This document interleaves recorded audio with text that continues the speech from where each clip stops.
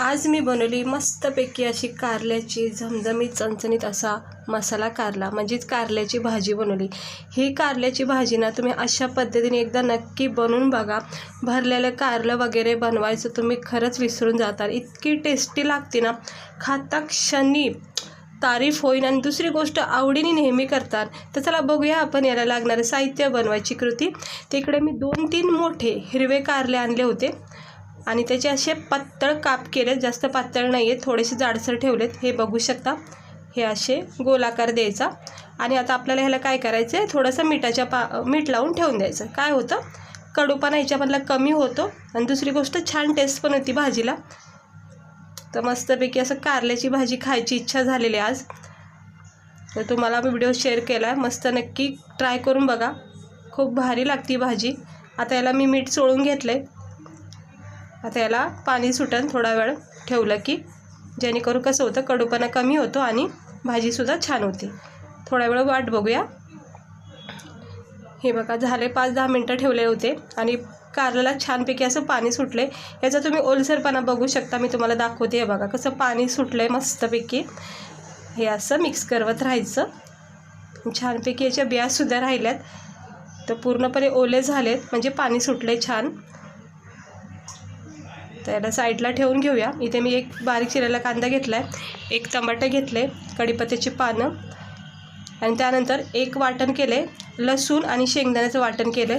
इकडे बघू शकता लसूण आणि शेंगदाण्याचं वाटण करून घेतलं। हे मी भरपूर क्वांटिटीमध्ये करून ठेवते फ्रीजमध्ये, हे असं आपल्याला कधीही भाजी बनवायला मग उपयोगी पडतं। तर हे बघू शकता लसूण आणि शेंगदाण्याचं छानपैकी वाटण केलेलं आहे। कढाईमध्ये थोडं तेल तापत ठेवायचं, त्याच्यामध्ये कढीपत्त्याची पानं टाकायचे सुरुवातीला, त्यानंतर ह्याच्यामध्ये थोडेसे जिरे टाकायचे। हे कारलं म्हणजे कसं, भरलेलं कारलं वगैरे करायचं कधी कधी तर येतोच कंटाळा, सगळ्यांनाच येतो, मला तर येतो। पण हे असं कारलं जर तुम्ही बनवलं ना, तर भरलेलं कारलं तर बनवणं विसरून जातात, म्हणजे कुटाणा नाही, काही नाही, अगदी सोप्या पद्धतीने, पण टेस्ट मात्र तुम्हाला तशीच लागन, अगदी भरलेल्या कारल्यासारखी। ते बघू शकता मी याच्यामध्ये जिरे टाकलेत। थोडंसं जिरे परतून झाले की आपण याच्यामध्ये बारीक चिरलेला कांदा टाकायचा। कांदा ऑप्शन आहे हा, का याच्यामध्ये नाही टाकलं तरी हरकत नाही, पण टमाट्याचा वापर करा। पण आता आपली ही कारल्याची भाजी असल्यामुळे याच्यामध्ये मी एक बारीक चिरलेला कांदा वापरते जिऱ्यासोबत। आता ह्याला थोडंसं परतून झालं की मग आपण याच्यामध्ये टमाटर टाकायचं।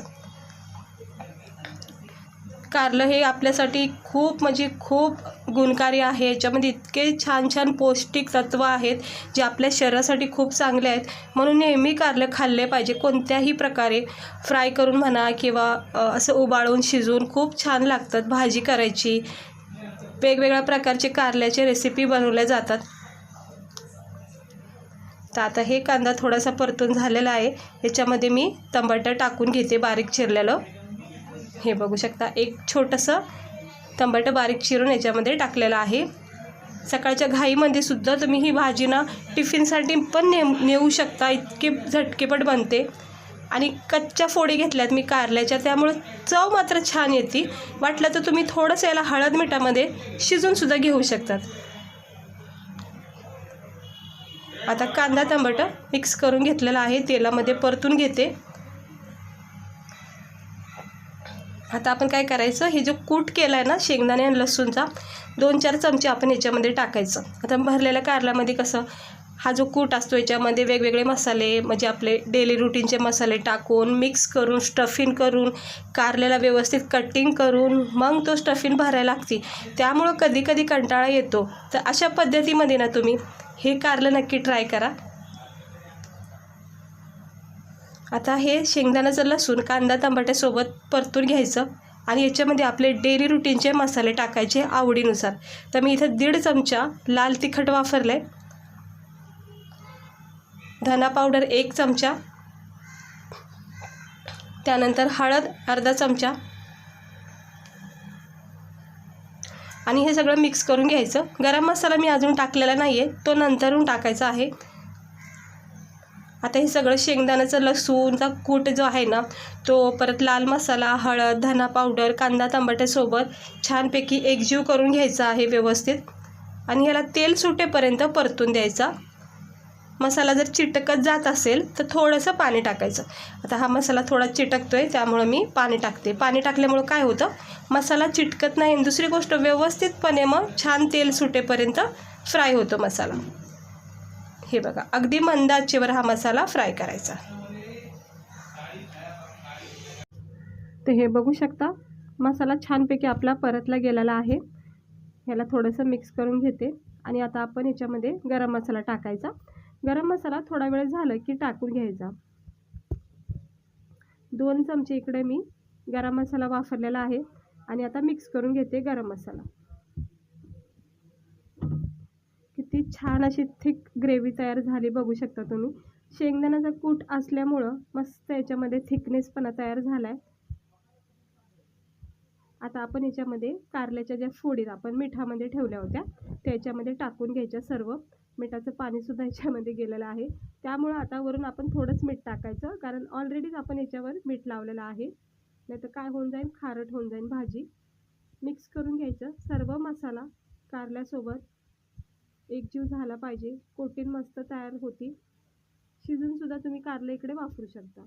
थोडंसं किंचित मीठ टाकलं आणि कारल्याला मीठ आवश्यकता असतं, कारण की त्याच्यामध्ये कडूपणा असतो ना, तो कवर होतो. थोडंसं पाणी टाकते, कारण हे मी कारले जे आहेत ना ते कच्चे वापरते, त्यामुळं शिजण्यासाठी थोडंसं पाणी टाकलेलं आहे. आणि आता आपल्याला ह्याला द्यायचे फक्त आणि फक्त 10 मिनटं मंद आचेवर. व्यवस्थितपणे मिक्स करून घेतलंय. सगळे मसाले आपले टाकून झालेले आहेत. आता याच्यावर झाकण ठेवायचं, थोडा वेळ द्यायचा, 10 मिनटं. 1-2 मिनटं झाले की चेक करायचा. बघू शकता किती छान असा हा आपला कारल्याचा मसाला कसा मस्त वाटतोय, झणझणीत असा. 5 अक्षरी तोंडाला पाणी सुटले, कारण कारलं ना खूप भारी लागतं खायला आणि हे अशा प्रकारे बनवलेलं तर मस्तच वाटतं. तर तुम्ही याला बघू शकता किती सुंदर असा हा कारल्याचा मसाला तयार झालाय. आता आपण ह्या स्टेजवर ना एक सिक्रेट म्हणजेच 1 चमचा साखर किंवा थोडासा चिमूटमध्ये येईल ना असा, किंवा 1 चमचा गूळसुद्धा तुम्ही इथे टाकू शकता. जो आपला खायचा गूळ असतो ना कोणत्याही क्वालिटीचा, तो याच्यामध्ये 1 चमचा टाकू शकता, कारण ह्यानी ना इतकी छान चव येते कारल्याला. कडूपणा तर एकदम पॅक होतंच. दुसरी गोष्ट फ्लेवर मस्त येतो, त्यामुळे मी 1 चमचा साखर नेहमी टाकते ज्यावेळेस पण मी कारलं बनवते. तर बघू शकता किती छान तरी आली कारल्याला, सुंदर असा मसाला. वरून आपण आता थोडीशी साखर टाकल्यामुळे इतकं छान चव तयार झाली याची. हे बघा, भाजी आपली तयार झाली कारल्याची, चमचमीत झणझणीत अशी ही, तोंडाला पाणी सुटणारी आपली ही कारल्याचा मसाला तयार झाला आहे. बघू शकता किती थिकनेस झाला आहे. ह्याची तरी तुम्ही बघू शकता. आणि हे असं कधी कधी खाऊ शकतो आपण तरीवालं. गावची आठवण येते, कारण गावाकडे अशा प्रकारच्या भाज्या खूप बनवल्या जातात.